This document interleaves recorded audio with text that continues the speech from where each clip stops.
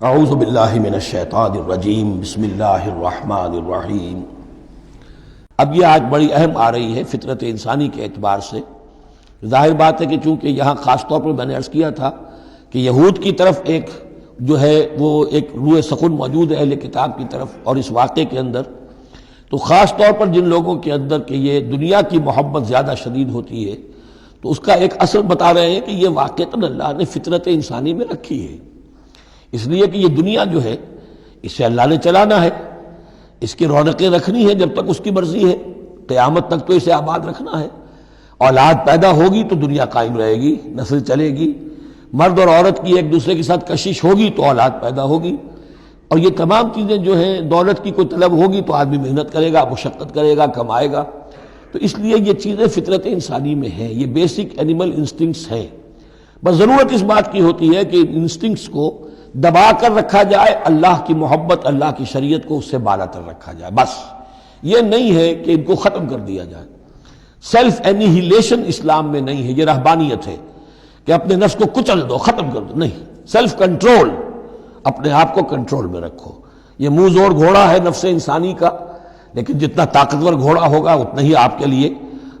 تیز دوڑنا جو ہے وہ آسان ہوگا،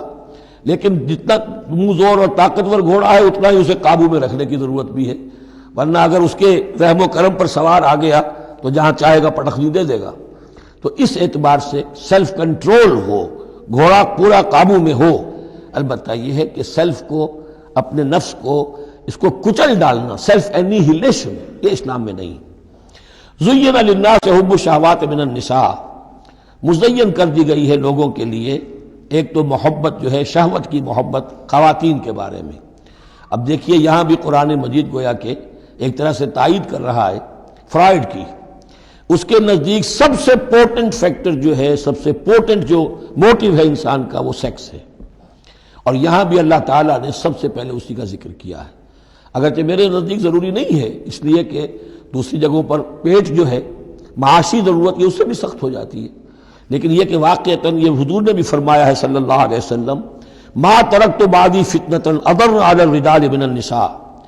میرے بعد اب مردوں کے لیے عورتوں کے فتنے سے بڑا فتنہ اور کوئی نہیں ہے۔ ان کی محبت جو ہے وہ انسان کو کہاں سے کہاں لے جاتی ہے۔ بلعام بن باورا یہود کے اندر ایک بہت بڑا عالم اور فاضل شخص تھا، ایک عورت کے چکر میں آ کر اور وہ شیطان کا پیرو بن گیا۔ وہ قصہ آئے گا سورہ اعراف کے اندر۔ تو واقعہ یہ ہے، لیکن ایک فطرت کے اندر ہے تو صحیح، محبت تو ہے۔ زین للناس حب الشہوات من النساء والبنین، اور بیٹے، انسان کو بہت پسند ہے بیٹے ہوں، اس کا نام چلتا رہے،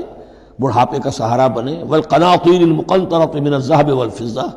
اور یہ کہ خزانے ہوں جمع کیے ہوئے سونے کے اور چاندی کے، والخیل المسومۃ، اور گھوڑے ہوں بڑے نسل والے گھوڑے جو ہیں جن پر کے نشان لگے ہوئے ہوتے ہیں، پیڈگری ہوتی ہے ان کی، والانعام، اور مویشی ہوں، مال جو ہے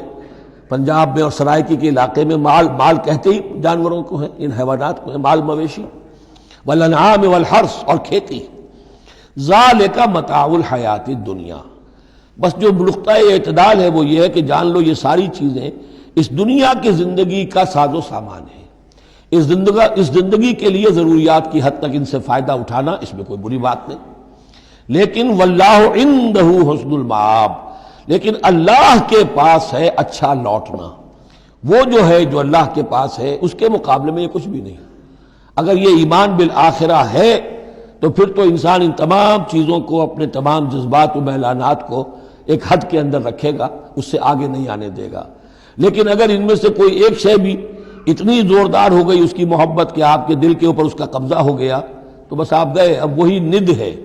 وہی اب آپ کا معبود ہے، چاہے وہ دولت ہو، چاہے وہ کوئی اور شے ہو، وہ اب آپ کا معبود بن جائے گی۔ قل انبئکم بخیر من ذالکم،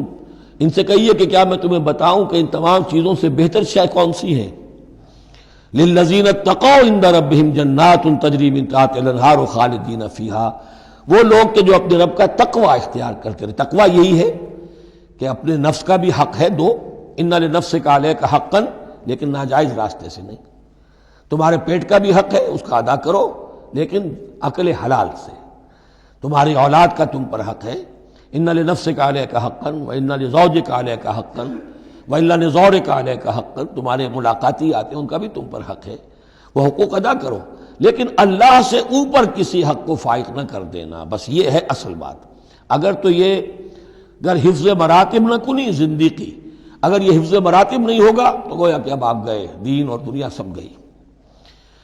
تو للذین اتقوا عند ربہم جنات، ان کے لیے ایسے باغات ہیں تجری من تحتہا الانہار، جن کے دامن میں ندیاں بہتی ہوں گی، خالدین فیہا، اس میں وہ ہمیشہ رہیں گے، وازواج مطہرۃ، اور بڑی ہی پاک عورتیں ہوں گی، ورضوان من اللہ، اور اللہ کی رضوان ہوگی، اللہ کی رضا ہوگی جو سب سے بڑی شے ہے، واللہ بصیر بالعباد، اور یقیناً اللہ تعالیٰ اپنے بندوں کو دیکھ رہا ہے۔ الذین، وہ کون سے بندے ہیں اس کے خاص؟ الذین یقولون ربنا اننا آمنا، جو یہ کہتے رہتے ہیں پروردگار ہم ایمان لے آئے، فاغفر لنا، بس ہمیں بخش دے، ذنوبنا، ہمارے گناہ، وقنا عذاب النار، اور ہمیں آگ کے عذاب سے بچائیو۔ اب ان کی بدہ میں الفاظ استعمال ہو رہے ہیں، یہ کون لوگ ہیں جو یہ دعا کرتے ہیں، ان کے یہ اوصاف ہیں، اور اس میں گویا کہ تلقین ہے، اگر اللہ سے یہ دعا کرنا چاہتے ہو کہ اللہ تمہیں تمہارے گناہ بخش دے اور تمہیں جہنم کے عذاب سے بچائے، تو یہ اوصاف اپنے اندر پیدا کرو۔